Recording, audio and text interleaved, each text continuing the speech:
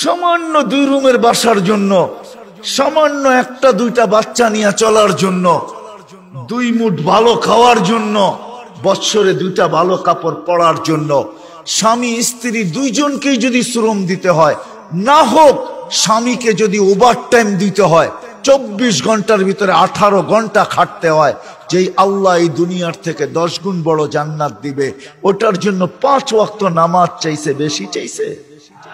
বলেন, আপনাদের বিবেক দিয়ে বিচার করেন। আপনি বলবেন ওই জান্নাত কি সত্য? আমাদের নবীজি চোখে দেখা আসছে, সত্য। আজকে মানবেন না, কালকে মানবেন, আল্লাহ বাধ্য করবে, এটাও সত্য। আল্লাহ বলে দিছে, আজকে হয়তো তোমাকে ইচ্ছা স্বাধীনতা দিছি বিদায় তুমি যা খুশি তা বলতে পারো, কিন্তু কালকে তোমাকে বাধ্য করব। কেমন বাধ্য?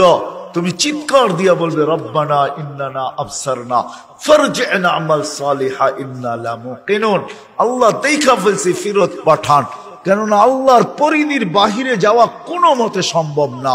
নিচে জমিন, উপরে আকাশ, এই পরিধি দিয়ে আল্লাহ আমাদেরকে বেষ্টিত করে দিয়েছেন, এটাকে ব্যাত করে কোথাও যাওয়া যাবে না। যদিও যাওয়া যায়, তার উপরেরটাও আল্লাহর। সাবআ সামাওয়াতিন তিবাকা, আল্লাহ বলে 7 আকাশ। কয়টা ব্যাত করবি? যেটা ব্যাত করবি উপরেরটা আমার।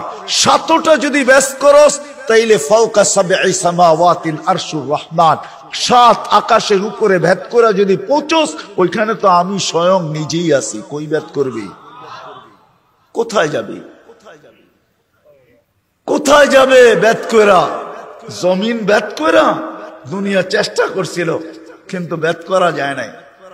বিজ্ঞান যে চেষ্টা করে না, এরকম করে নাই, চেষ্টা করছিল। আমেরিকা দেখেন আমাদের উপরে, নিচে দেখেন আমরা গ্লোবের ভিতরে, দেখেন ম্যাপের ভিতরে। ফুটবলটা নিয়ে দেখেন আমেরিকা আমাদের বিলকুল উপরে, মাথার উপরে, আমরা বিলকুল নিচে। ওইখান থেকে ছিদ্র করলে আমাদের এখানে চলে আসবে। চেষ্টা করছিল, 1 কিলোমিটার যাওয়ার পরে দেখছে আর ড্রিল মেশিন চলে না, পাথর আর পাথর, পাথর আর পাথর, ড্রিল ভাঙ্গা চলে আসে। সম্ভব না। আল্লাহর লগে পাঙ্গা নেওয়া যায় না, বুঝছেন না? ঢাকায় কথা বোঝেন, আল্লাহর লগে পাল্লা নেওয়া যায় না, সত্য এটা। ওই জান্নাতের জন্য কি চাইছে আমাদের কাছে? 5 ওয়াক্ত নামাজ চাইছে, আর কি চাইছে? নাইলে ওলামা কেন বলে আসসালাতু মিফতাহুল জান্নাহ? ওলামা তো বলে, আল্লাহ তো বলে, রসুল তো বলে, ওলামা তো বলে 5 ওয়াক্ত নামাজ পড়, জান্নাতের চাবি হাতে নিয়ে আনে। বেশি চাইছে? কি বলেন?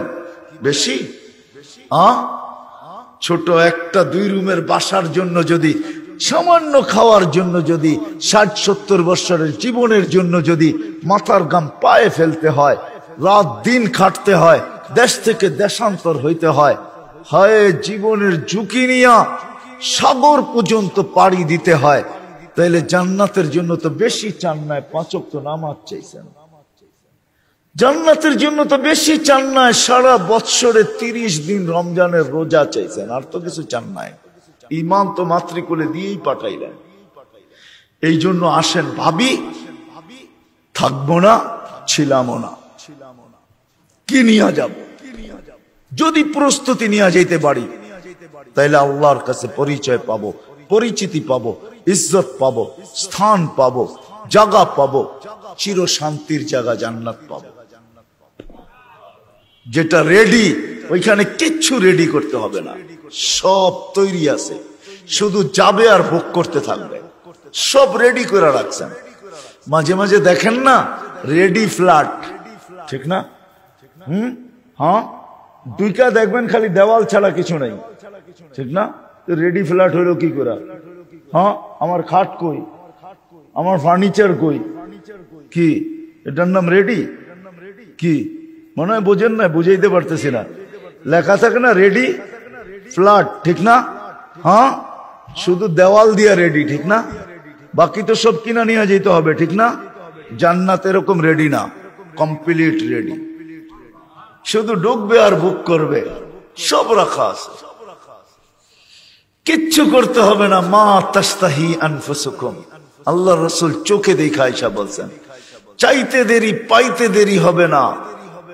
মা তাস্তাহি, যা মনে আসবে তা মিলতে থাকবে। দুনিয়ার মতো ছোট 2 ফ্ল্যাট না, 2 কামরার ফ্ল্যাট না, এই দুনিয়ার 10 গুণ বড় একটা জান্নাত। যার মাটি মাটি দিয়া না, মুস্কার আম্বার দিয়া, যার মাটি মুস্ক দিয়া বা জাফরান দিয়া, যার বিল্ডিং গুলা এই দুনিয়ার ইট আর টিন শিন দিয়া না, একটা ইট সোনার একটা ইট রূপার দিয়া।